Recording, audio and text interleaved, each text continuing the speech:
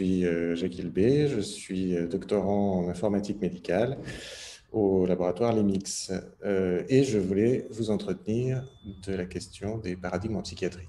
Dans la dernière pastille épistémologique, j'ai parlé de la p-value et plus généralement de la manière dont s'était imposé historiquement le cadre méthodologique dans lequel elle intervient, donc celui d'une étude donnant lieu à un test statistique. J'ai montré également qu'à certains égards, ce modèle était en crise.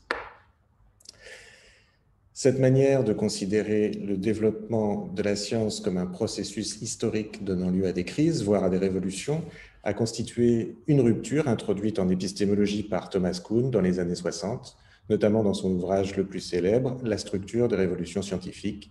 C'est cet ouvrage et sa notion centrale de paradigme que je vais d'abord vous présenter, puis considérer la psychiatrie à cette aune. Le projet de Kuhn est de renouveler l'image de la science que peuvent donner aux scientifiques les manuels dans lesquels ils apprennent leur métier. Ces manuels présentent généralement des observations, des lois, des théories qui se seraient ajoutées à un fond commun en continuelle croissance. Un regard historique qui relie les conceptions des scientifiques à celles de leur temps et non aux nôtres produit une image de la science bien différente, dans laquelle il existe des manières scientifiques de voir le monde qui sont incompatibles entre elles. Kuhn s'emploie à les caractériser et étudie comment une nouvelle se substitue à la précédente. Cela permet de rendre visibles à la fois les révolutions scientifiques que les manuels ne mentionnent pas et les paradigmes qui peuvent être pour les scientifiques comme l'eau pour les poissons dans cette historiette de David Foster Wallace. On va partir de l'exemple de l'optique physique, donc de la haute antiquité au XVIIe siècle. Il n'y a pas de théorie unique généralement acceptée, mais on voit s'affronter des écoles qui adoptent des variantes des théories épicuriennes, aristotéliciennes, platoniciennes, et considèrent la lumière comme émanant des corps ou venant d'une modification du milieu entre le corps et l'œil, ou d'une interaction du milieu et d'une émanation des yeux, entre autres conceptions. Puis au début du XVIIIe siècle, l'optique de Newton s'impose comme un premier paradigme pour lequel la lumière est composée de corpuscules matériels. Au début du XIXe siècle, la lumière est considérée comme le mouvement d'une onde transversale selon un nouveau paradigme issu des travaux de Young et Fresnel. Et aujourd'hui, on considère que la lumière est composée de photons, entités de la mécanique quantique, avec des caractéristiques des ondes et des caractéristiques des particules. À partir de cet exemple, on voit comment Kuhn envisage une succession de périodes dans le devenir d'une discipline scientifique. Reste à comprendre ce qui différencie la période pré-paradigmatique d'une période avec paradigme, le fonctionnement de la science avec paradigme et l'instauration d'un nouveau paradigme. La période pré-paradigmatique est caractérisée, comme on l'a vu, par un conflit entre écoles concurrentes dont les théories restent encore fortement ancrées dans des conceptions métaphysiques. Au cours de cette période, l'observation des faits est menée au hasard, sans hiérarchie, sur les faits les plus faciles à observer. Parmi ceux-ci, certains se révéleront par la suite féconds, d'autres trop complexes pour être intégrés avant longtemps dans une théorie, d'autres encore feront l'objet de descriptions partielles, omettant des détails auxquels les scientifiques à venir accorderont de l'importance. Un premier paradigme s'instaure quand le travail effectué par un scientifique ou un groupe de scientifiques est suffisamment reconnu pour attirer la plupart des spécialistes de la génération suivante. Ce travail est considéré comme un modèle, d'où l'emploi du mot de paradigme dont c'est le sens initial. Cet exemple reconnu ne résout pas tous les problèmes, ni ne les résout complètement, mais réussit mieux que ses prédécesseurs à résoudre des problèmes considérés comme aigus par le groupe de spécialistes et, à ce titre, offre une promesse de succès futur. Les divergences dans la description et l'interprétation des phénomènes particuliers qui caractérisaient la période pré-paradigmatique disparaissent très largement. Et cela se marque aussi dans le travail du chercheur individuel considérant le paradigme comme acquis par le fait qu'il ne repart pas dans ses travaux des premiers principes. C'est par exemple ce qui se passe après les ouvrages de Newton sur l'optique ou de Lavoisier sur la chimie. Kuhn appelle ce régime de la science, qui est le plus stable et le plus fréquent, la science normale. Il s'agit d'une période donc de continuation d'une tradition particulière de recherche. J'appuyais dans l'exemple de l'optique sur la manière de concevoir l'entité principale du domaine, la lumière, et l'accord sur la définition de telles entités et la manière dont elles interagissent entre elles caractérise un paradigme, mais une tradition de pratique scientifique inclut aussi l'élaboration de lois, de théories, d'applications et de dispositifs expérimentaux. Ces normes et ces règles de la pratique scientifique sont apprises au cours de leur formation par les étudiants dans les manuels, ce qui construit l'accord sur les fondements de la science. La science normale vise, je disais, à réaliser la promesse du paradigme en augmentant la corrélation entre les faits et les prédictions du paradigme et en ajustant le paradigme. Comme le dit plaisamment Kuhn, il s'agit de faire rentrer la nature dans la boîte du paradigme.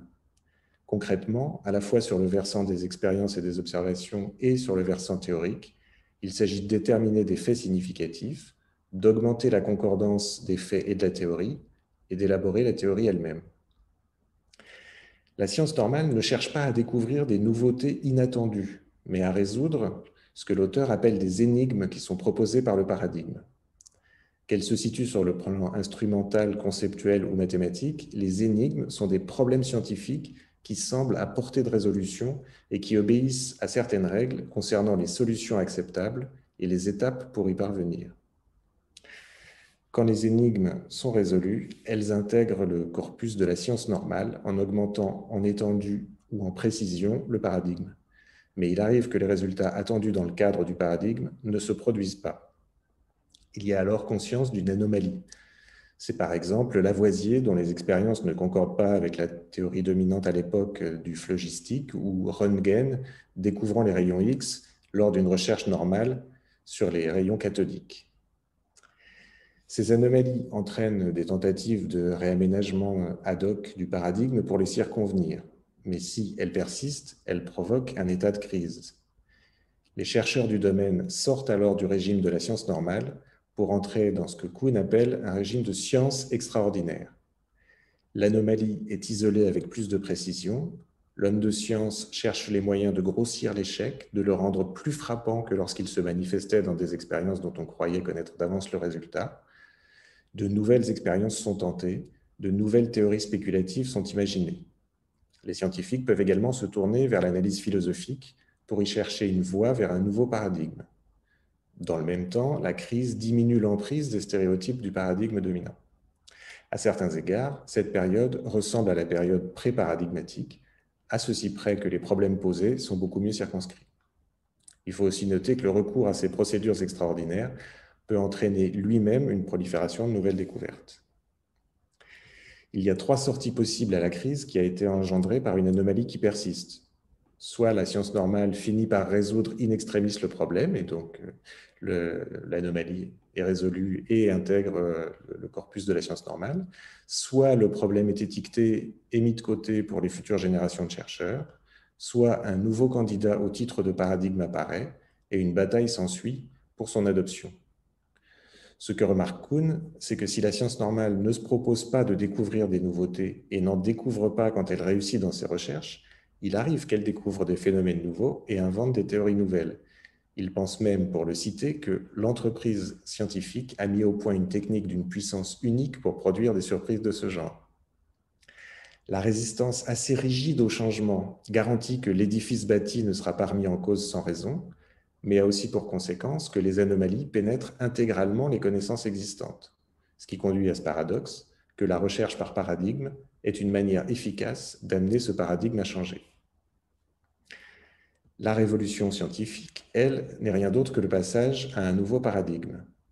Kuhn choisit ce terme politique à dessein pour signifier le sentiment croissant dans une partie de la communauté que les problèmes posés ne reçoivent plus de solutions adéquates et que le changement a lieu par des procédés que les institutions en place interdisent, ce qui aboutit à des conceptions qui sont incompatibles. Cette incompatibilité a pour conséquence la circularité des discussions sur le choix du paradigme. Le nouveau paradigme offre une vision claire de ce que sera le travail scientifique pour ceux qui adoptent cette nouvelle manière de considérer la nature, mais le raisonnement ne peut être ici que persuasif. Il ne peut être réglé par le seul jeu de la logique et de l'expérimentation. Pour conclure sur ce que Kuhn entend par un paradigme, dans une postface écrite 7 ans après l'ouvrage initial, Kuhn propose, pour désigner ce que partagent les membres d'une communauté scientifique, de parler non plus de paradigme, mais de matrice disciplinaire, c'est-à-dire d'un ensemble d'éléments ordonnés que les spécialistes d'une discipline particulière possèdent en commun. Les principaux constituants en sont donc des généralisations symboliques à propos des relations entre les entités, exprimées de manière formelle dans des formules mathématiques ou verbales, et qui constituent le point de départ de résolution des énigmes. Ce sont également des croyances en certains modèles heuristiques ou ontologiques qui fournissent des métaphores et des analogies préférées ou admises et contribuent à déterminer ce qui sera accepté comme explication ou comme solution d'énigmes. Ce sont aussi des valeurs concernant les prédictions, les théories, la science en général, qui touchent à des questions de simplicité, de cohérence, de préférence du quantitatif sur le qualitatif. Et enfin, des exemples, enfin, pas enfin, mais parmi les constituants principaux, des exemples communs de solutions concrètes de problèmes rencontrés par les étudiants lors de leur formation ou par les chercheurs lors de leur carrière, qui apprennent, ce faisant, à voir des situations comme similaires. Et c'est à ce dernier point que, dans cette postface, Kuhn souhaite réserver le terme de paradigme. Je voulais maintenant en venir à la question de savoir s'il y a des paradigmes en psychiatrie. Je voudrais d'abord noter qu'il y a de bonnes raisons de ne pas se poser cette question. D'abord, l'ouvrage de Kuhn concerne essentiellement le développement des sciences de la nature à la période moderne. C'est à propos de ces sciences qu'il formule sa théorie des paradigmes et des révolutions scientifiques. Il indique d'ailleurs que ce qu'il dit s'applique particulièrement bien aux sciences qui se sont progressivement dégagées de la philosophie pour se constituer en sciences autonomes, et il note ceci par opposition aux disciplines qui répondent directement à un besoin social, ce qui est le cas de la médecine en général et de la psychiatrie en particulier. Alors que l'isolement des sciences de la nature leur permette de concentrer leur attention sur les problèmes qu'elles peuvent espérer résoudre, les disciplines répondant à un besoin social peuvent être amenées à s'occuper de problèmes parce qu'ils sont urgents, sans considération de l'état d'avancement des outils qu'ils ont développés. Pour continuer dans le même sens et en venir à la psychiatrie, elle n'est pas qu'une étude de la nature, mais vise également une action efficace sur celle-ci. On pourrait s'en tenir là et considérer qu'il n'y a pas d'application possible de cette notion de paradigme à la psychiatrie, ou considérer la partie dans la psychiatrie la plus spécifiquement consacrée à l'étude des troubles mentaux. C'est en ce sens que Georges Lanteri-Laura s'empare de cette notion dans son ouvrage de 1998 intitulé « Essai sur les paradigmes modernes de la psychiatrie ». Bon, l'ouvrage est épuisé, donc je n'en ai pas une connaissance de première main, mais je me fie à un article de 2005 d'Yves Torret. Donc Lanteri-Laura distingue 3 paradigmes qui représentent autant d'étapes successives de la psychiatrie occidentale. Le premier, c'est celui de l'aliénation mentale, qui est introduit par Pinel à la fin du XVIIIe siècle et permet de distinguer dans le champ global de la folie ce qui relève de la médecine, tout en constituant au sein de la médecine un domaine pour la pathologie mentale. Le deuxième, qui commence avec Falleret au milieu du XIXe siècle, est celui des maladies mentales. Il s'agit alors de distinguer les maladies les unes des autres, à la fois dans leur sémiologie et dans leur évolution. Le troisième est celui des grandes structures psychopathologiques, dont l'acte de naissance et la présentation par Bleuler en 1926 de sa conception du groupe des schizophrénies, et l'acte de décès pour Lanteri-Laura, la mort de Henri Hay en 1977. À la fin de l'ouvrage, il indique que, sauf abus de connaissance, nous ne savons rien de ce que pourrait être le paradigme de la psychiatrie depuis le dernier quart de notre XXe siècle. Après tout, nous dirions volontiers, tant pis pour nous.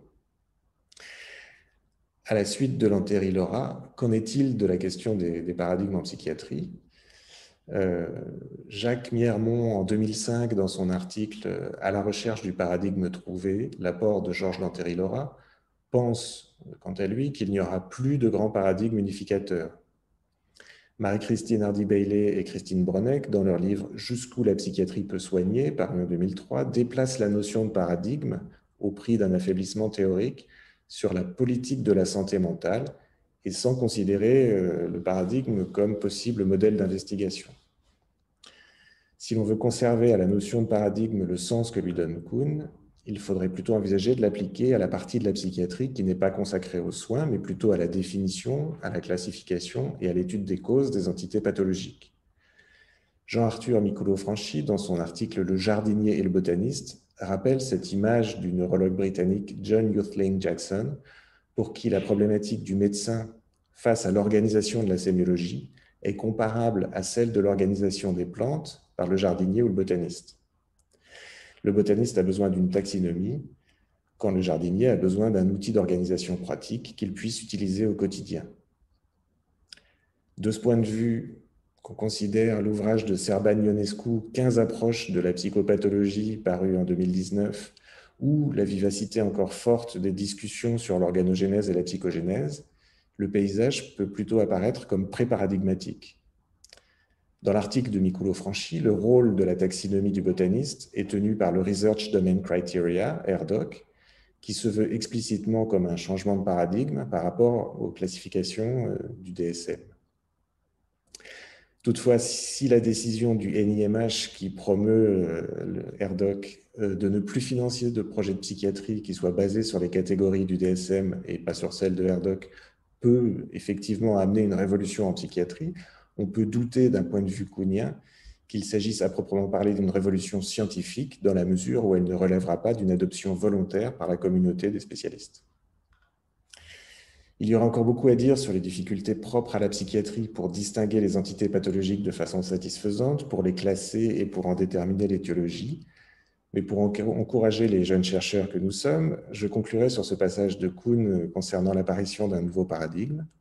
Toute nouvelle interprétation de la nature, qu'il s'agisse de découverte ou de théorie, apparaît d'abord dans l'esprit d'un individu ou de quelques-uns. Ce sont eux qui, les premiers, apprennent à voir la science et le monde différemment, et ils y sont aidés par deux circonstances étrangères à la plupart des membres de leur profession. Invariablement, leur attention s'est concentrée intensément sur les problèmes qui ont provoqué la crise.